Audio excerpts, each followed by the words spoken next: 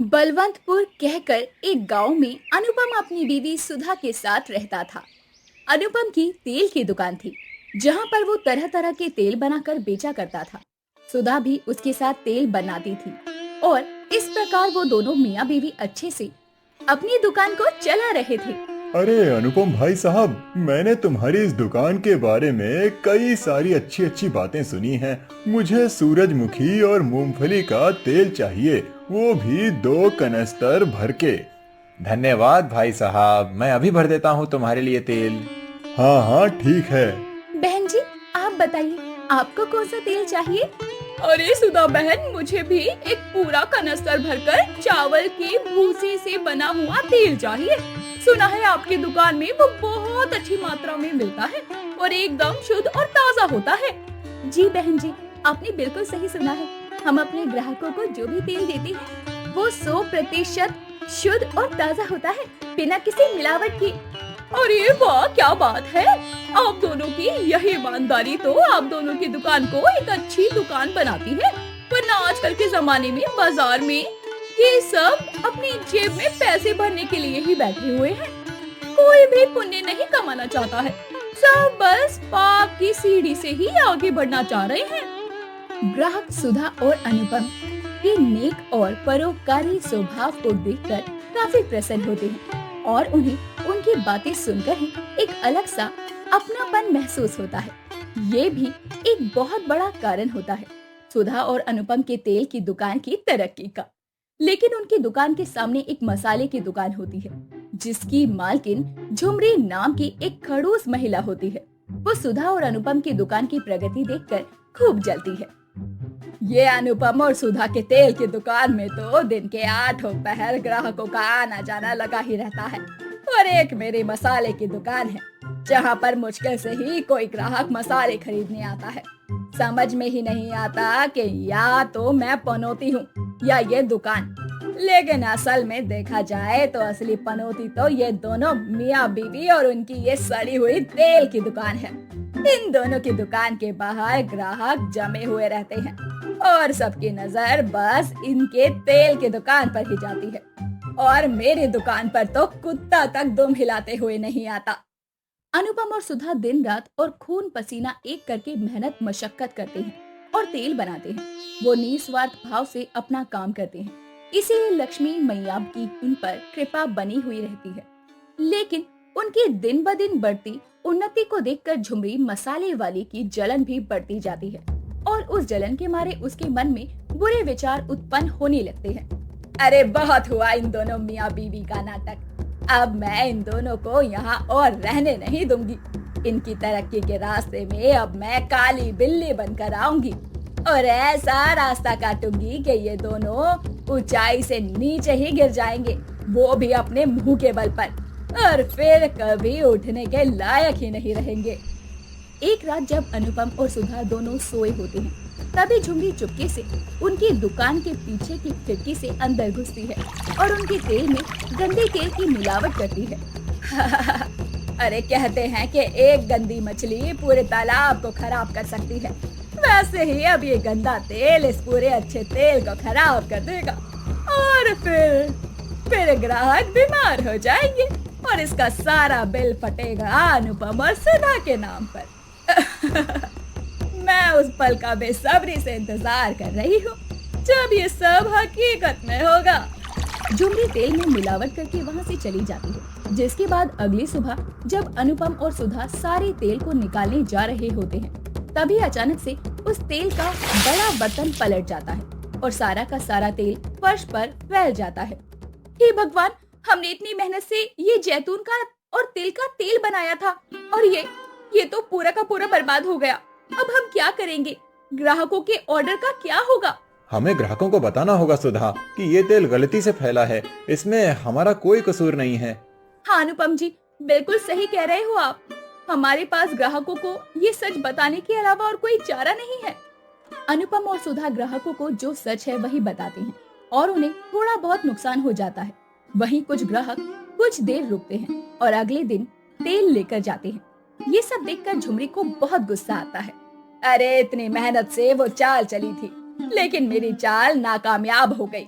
लेकिन मैं इतने में चुप बैठने वालों में से तो नहीं हूँ। मैं तो इनके काम में बाधा जरूर डालूंगी और इनसे इनकी ये दुकान तो बंद करवा कर रहूंगी, वो भी हर हाल में। फिर एक दिन जब अनुपम और सुधा कुछ देर के लिए मंदिर जाती है, तभी अपनी दुकान को बंद रखते हैं। तभी दिन दिहाड़े मौके का फायदा उठाते हुए झुमरी चुपचाप हल्के हल्के कदमों से अनुपम की दुकान की तरफ जाती है और वो उनकी दुकान में घुसने ही वाली होती है कि तभी गली का दूध वाला मटरू झुमरी को देख लेता है।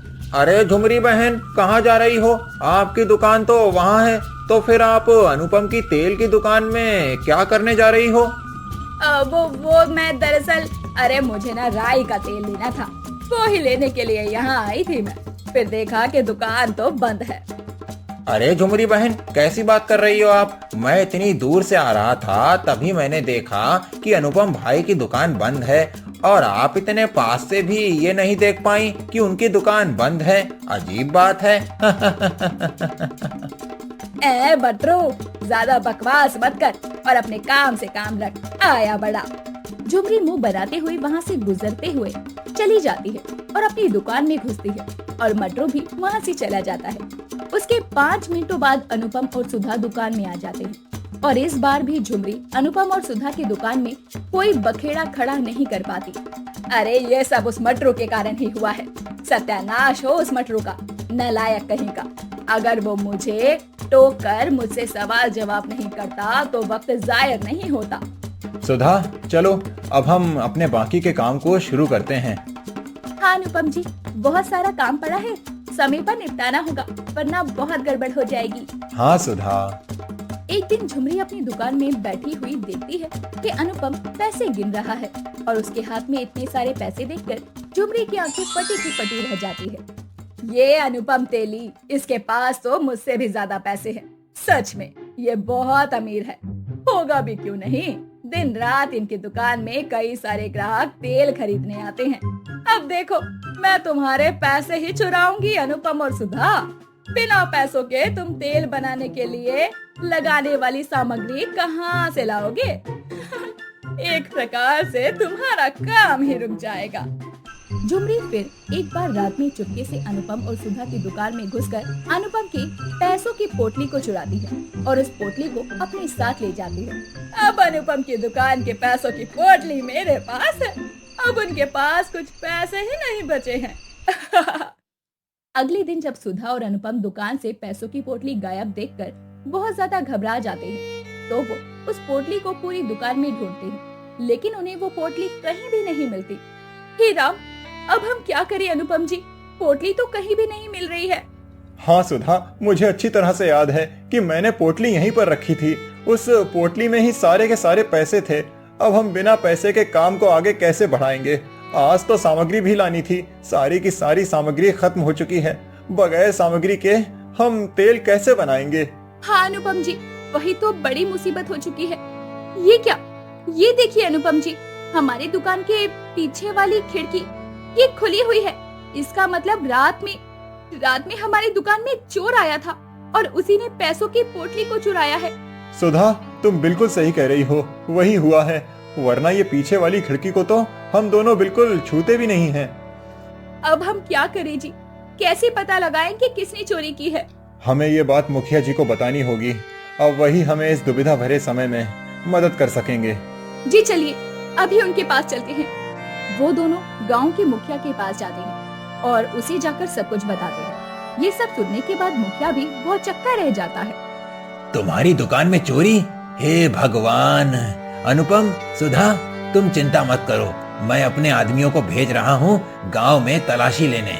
हाँ मुखिया जी, मैं आपसे विनती करता हूँ, वो पोटली ढूंढ निकालिए, क्योंकि उसमें हमारी महीने भर की कमाई थी। अगर थोड़े बहुत पैसे होते तो इतनी चिंता नहीं होती, लेकिन बहुत सारे पैसे हैं। जी मुखिया जी।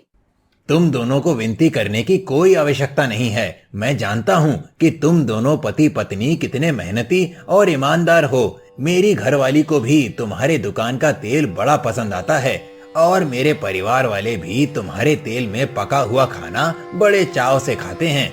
मैं तुम दोनों के पैसों को चुराने वाले चोर को पकड़ कर ही रहूंगा। फिर दिन में जब सुधा और अनुपम घर वापस लौट रहे होते हैं, तभी उन दोनों की नजर झुमरी के घर में जाती है, जहाँ पर उसने अनुपम के पैसों की पोटली रखी होती है। वो दोनों झुमरी के पास जाकर उससे चिल्लाते हुए कहते हैं, झुमरी, तुमसे ये उम्मीद नहीं थी, तुम इतनी गिर जाओगी ये कभी मैंने सोचा नहीं था। तुमने हमारे पैसों की पोटली हमारी दुकान से चुरा ली। तुम्हें शर्म नहीं आई ये घिनौनी हरकत करते हुए? चलो अभी मुखिया जी के पास चलो। अरे तुम दोनों मुझ पर इतना गुस्सा कैसे कर सकते हो? ये मेरी पोटली है, तुम्हारी नहीं। ये मेरे दुकान की पोटली है। चलो मुखिया जी को मैं भी बताऊंगी कि तुम दोनों मेरी पोटली को अपनी पोटली समझ रहे हो। वो तीनों मुखिया जी के पास जाते हैं और तभी क्या? अरे हाँ मुखिया जी, मेरा विश्वास कीजिए, मैं झूठ क्यों बोलूंगी। ये पोटली मेरी दुकान के पैसों की पोटली है और इसे ये दोनों अपनी पोटली समझ रहे हैं। नहीं मुखिया जी, ये झुमरी मसाले वाली झूठ बोल रही है। हाँ मुखिया जी, ये सरासर झूठ पे झूठ बोली जा रही है। अभी दूध का दूध और पानी का पानी हो जाएगा। 1 मिनट, अभी पता चल जाएगा कि असली चोर कौन है और कौन सच्चा है और कौन झूठा। मुखिया जी एक गर्म पानी से भरा हुआ बर्तन लाते हैं और उसमें वो सारे पैसों की पोटली को डालते हैं। गर्म पानी में जाते ही वहाँ पर तेल की छींटें ऊपर आती है। ये देखो, ये तेल की छींटें देखो। ये पैसों की पोटली अनुपम की ही है, क्योंकि एक तेल की पोटली पर ही तेल लगा हो सकता है और तुम ठहरी एक मसाले वाली। अब हो गई शांति और बोलो झूठ। झुमरी की बोलती बंद हो जाती है और उसके बाद वो सबसे माफी मांगती है और शर्मिंदा होकर गांव छोड़कर चली जाती है। वहीं अनुपम और सुधा अपनी तेल की दुकान के जरिए खूब तरक्की करते हैं।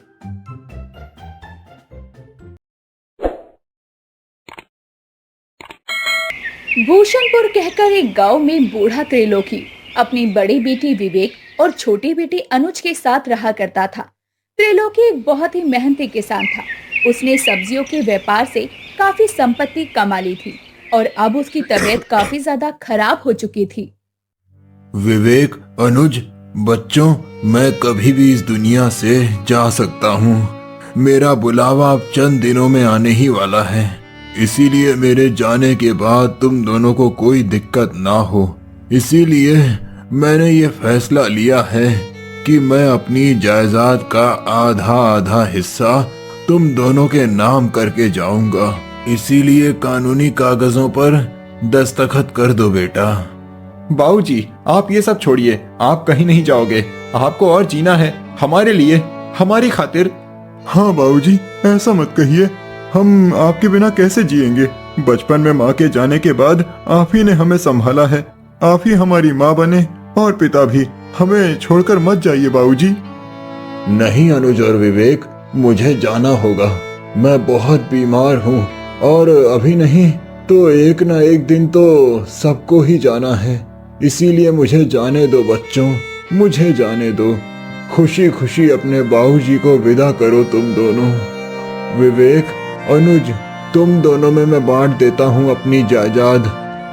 नहीं बाबूजी, ऐसा मत कीजिए। विवेक भैया और मैं अलग थोड़ी हैं, हम दोनों तो एक दूसरे की जान हैं। इसीलिए आप सारी की सारी जायदाद उन्हीं के नाम कर दीजिए। लेकिन अनुज। नहीं विवेक भैया, मैं जो कह रहा हूँ सही कह रहा हूँ। आप मुझे किसी चीज के लिए मना नहीं करोगे, ये मैं अच्छी तरह जानता हूँ। फिर ये जायदाद का बंटवारा क्यों? हाँ, जो आपका है वो सब मेरा ही है ना? हाँ अनुज, तू तो मेरे बच्चे की तरह है मेरे लिए। तुझे मैं अपने आप से कभी अलग नहीं करूँगा। ठीक है बच्चों, वादा करो मुझसे कि मेरे जाने के बाद तुम दोनों कभी अलग नहीं होगे। जिंदगी और रिश्ते बहुत नाजुक होते हैं और कभी भी इन नाजुक रिश्तों का धागा टूट सकता है। इसीलिए वादा करो कि चाहे कुछ भी हो जाए तुम दोनों कभी एक दूसरे को नहीं छोड़ोगे। विवेक, वादा कर कि तू मेरे जाने के बाद अनुज का पिता बनकर उसे पिता की तरह संभालेगा, जैसे कि तू आज तक संभालते आया है। हाँ बाबूजी, मैं वादा करता हूँ आपसे कि मैं कभी अनुज का साथ नहीं छोड़ूंगा। हाँ बाबूजी, मैं भी वादा करता हूँ आपसे कि मैं भैया का साथ कभी नहीं छोड़ूंगा और हमेशा उनके साथ रहूंगा। इस तरह दोनों भाई अपने पिता से वादा करते हैं। कुछ ही दिनों बाद त्रिलोकी का स्वर्गवास हो जाता है और 1 साल तक दोनों भाई साथ ही रहते हैं। फिर 1 साल बाद जब दोनों शादी कर लेते हैं, तभी उनकी बीवियां घर आकर रहने लगती हैं। अनुज की शादी कुसुम से होती है, वहीं विवेक की शादी रेशमा से होती है। दोनों गरीब घर से होती हैं, लेकिन जहां कुसुम दिल की साफ और अच्छी होती है, वहीं रेशमा को विवेक और अनुज की संपत्ति देखकर मन में लालच जाग जाता है। हाय रे, ये मेरे पति के पास तो इतनी सारी संपत्ति है, इतनी बड़ी जमीन, इतना बड़ा घर, मेरी तो लॉटरी ही लग गई रे। अच्छा हुआ भगवान जी जो मेरी शादी विवेक जी से हुई। अरे रेशमा, क्या बात कर रही हो अकेले में ही? जरा मुझसे भी बात करो। कुछ नहीं जी, वो मैं तो बस अपनी किस्मत का और भगवान का शुक्रिया अदा कर रही थी कि मुझे इतना अच्छा पति और इतना अच्छा ससुराल देने के लिए। हालांकि मेरे सास ससुर नहीं है, लेकिन फिर भी मुझे यहाँ बहुत अच्छा लग रहा है। भगवान माँ जी और बाबूजी की आत्मा को शांति दे। हाँ रेशमा, काश माँ और बाबूजी यहाँ होते। बाबूजी के जाने के 1 साल बाद हमारे व्यापार में और तरक्की हुई है और सब कुछ पहले से ज्यादा बड़ा हो चुका है। हमारी सब्जियां अभी ना सिर्फ गांव में बल्कि शहर में भी सप्लाई होने लगी हैं। अरे वाह, क्या बात है जी, ये सुनकर मुझे बहुत खुशी हुई। रेशमा, जल्दी से खाना लगा दो ना, बहुत भूख लगी है। विवेक जी, वो कुसुम है ना, वो बना लेगी। तब तक मैं यहाँ आंगन में गोबर लीप देती हूँ। ठीक है। रेशमा अब कुछ काम नहीं करती और मालकिनों की तरह बस कुसुम से काम करवाती रहती है। रेशमा भाभी, घेवर बनाना है और गुजिया भी। मुझसे तो गुजिया खराब हो जाती है, आप मेरी मदद कर दो ना। ओफो कुसुम, तुम्हें इतना भी नहीं पता है क्या? अभी मेरी तबीयत थोड़ी खराब है। तुम एक काम करो, अभी कर लो जैसे तैसे, बाद में मैं तुम्हें सिखा दूंगी। और हाँ, मेरे कमरे की सफाई भी कर दो ना, मुझे आराम करना है जाकर। ठीक है भाभी। कुसुम बेचारी अपनी जेठानी का हर हुक्म का पालन करती और कुछ नहीं कहती। एक दिन जब कुसुम की तबीयत खराब होती है तभी, अरे कुसुम, तुमने अपनी लाज शर्म बेच कर खा ली है क्या? अरे अभी तक सोई पड़ी हो यहाँ कुंभकर्ण की तरह।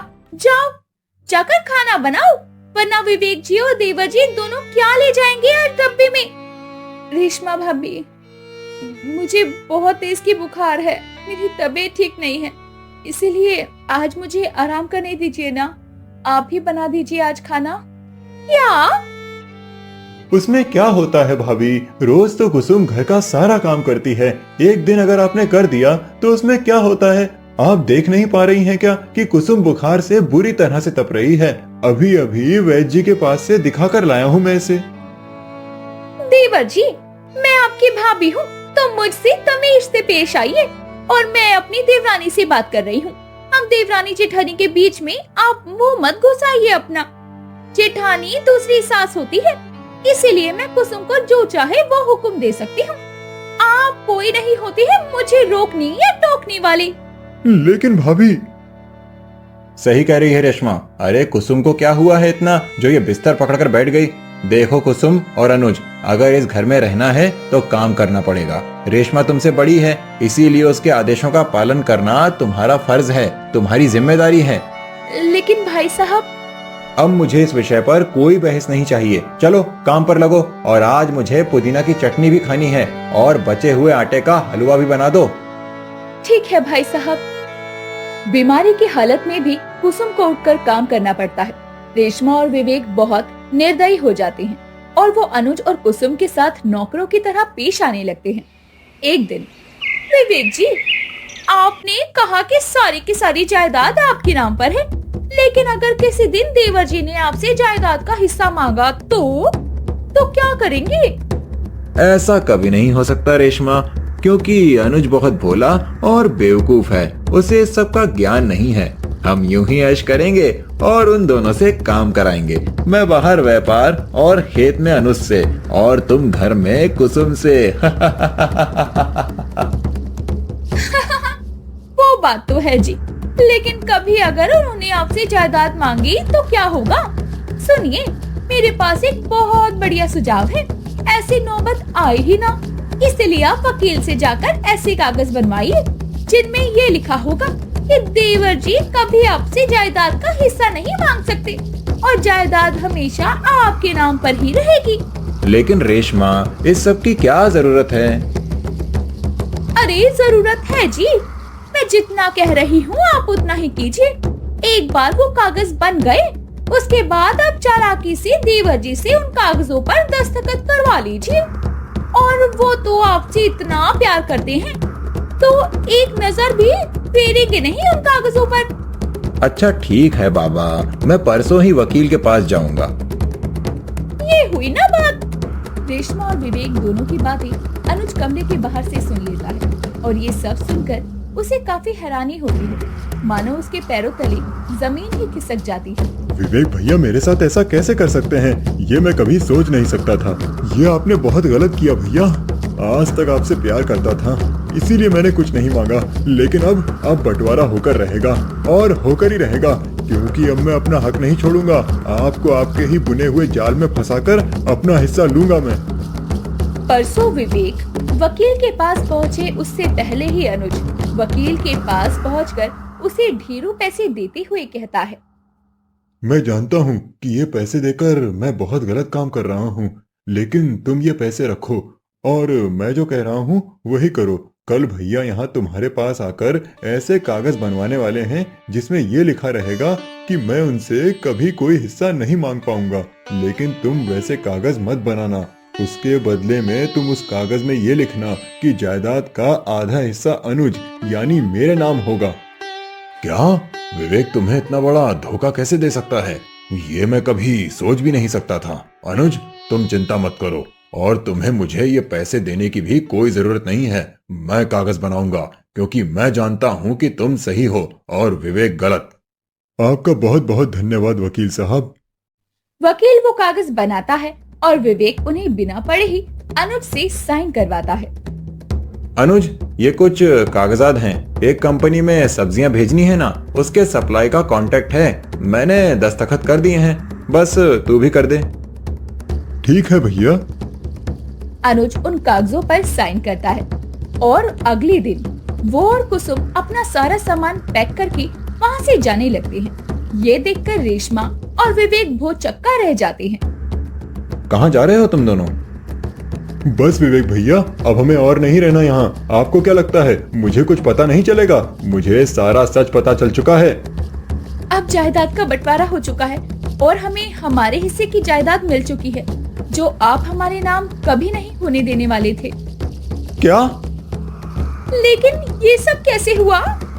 अनुज और कुसुम विवेक और रेशमा को सब कुछ बताते हैं और अनुज की सारी चाल जानकर उन दोनों के होश उड़ जाते हैं। अब अनुज और कुसुम दोनों अलग से रहने लगते हैं और खेती के 2 हिस्से होने पर अनुज भी अलग से व्यापार जारी रखता है। कुसुम के जाने के बाद घर की हालत बिगड़ जाती है और अनुज के जाने के बाद विवेक भी कारोबार को ठीक से संभाल नहीं पाता और शराबी हो जाता है और वो कारोबार में ध्यान न देने के कारण उसे खूब नुकसान भी होता है और उसकी जायदाद का 90% पैसा तो यूं ही नुकसानों की भरपाई करने में चला जाता है। एक रात शराब पीते हुए जब वो सड़क से गुजर रहा होता है, तभी उसका बुरी तरह से एक्सीडेंट हो जाता है। लेकिन सही समय पर अनुज वहां आकर अपने बड़े भैया के इलाज के पैसे देता है और जब विवेक ठीक हो जाता है तभी।